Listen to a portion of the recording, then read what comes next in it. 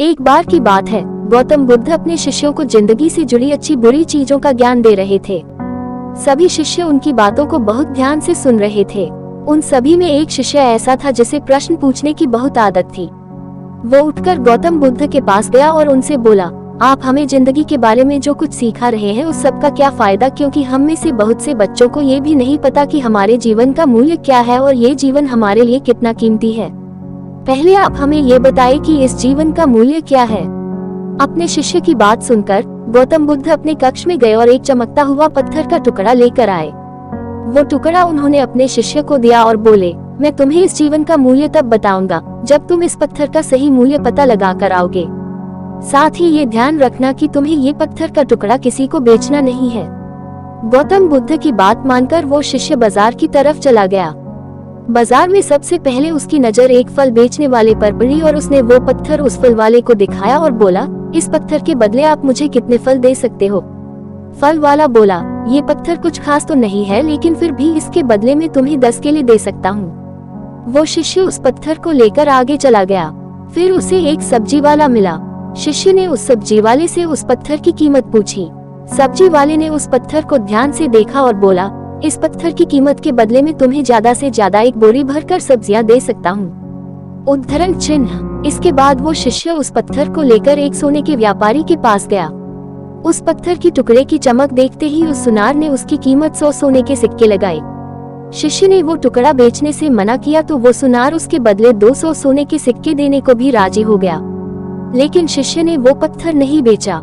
इसके बाद वो शिष्य एक हीरो के व्यापारी के पास गया और उनके सामने उसने वो पत्थर के टुकड़े को रख दिया।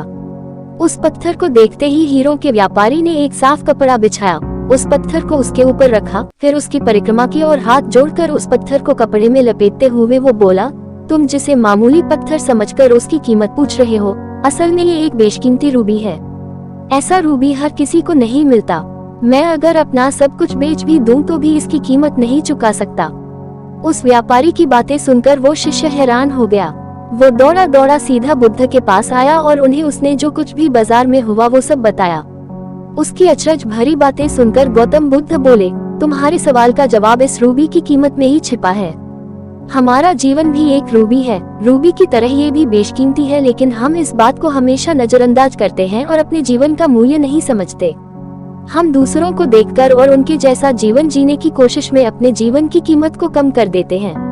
हम ये सोचते हैं कि हमारी जिंदगी की कीमत वही है जो दूसरे हमें बताते हैं, लेकिन ये बात हमेशा ध्यान रखना कि सामने वाला अपनी हैसियत, बुद्धि और अपनी समझ के हिसाब से तुम्हारी कीमत लगाता है। जिंदगी सिर्फ एक बार मिलती है, इसलिए इसको बर्बाद ना करें। अपनी जिंदगी को उतना ही कीमती समझे जितना कीमती आप अपने बैंक में रखे रुपयों को समझते हैं। आज के समय में लोग अपनी जिंदगी से ज्यादा कीमती प्यार, पैसों और दिखावे से भरी चीजों को समझते हैं। प्यार के चक्कर में लोग सुसाइड कर लेते हैं। पैसों के चक्कर में ऐसा काम करने लग जाते हैं जिससे उनकी जिंदगी बर्बाद हो जाती है। नाम कमाने के चक्कर में उल्टे सीधे काम करने लग जाते हैं। हमेशा याद रखें कि दिखावा करना जरूरी नहीं है। प्यार दोबारा मिल सकता है, पैसा फिर कमाया जा सकता है, लेकिन जिंदगी को फिर से पाया नहीं जा सकता। इसलिए अपनी इस बेशकीमती जिंदगी को अच्छे से जिएं, हर पल का आनंद लें। कभी ये ना सोचे कि आप इस दुनिया में किसी काम के नहीं है, न कभी ये सोचे कि आपकी जिंदगी व्यर्थ है, आपके होने या ना होने से कुछ फर्क नहीं पड़ता।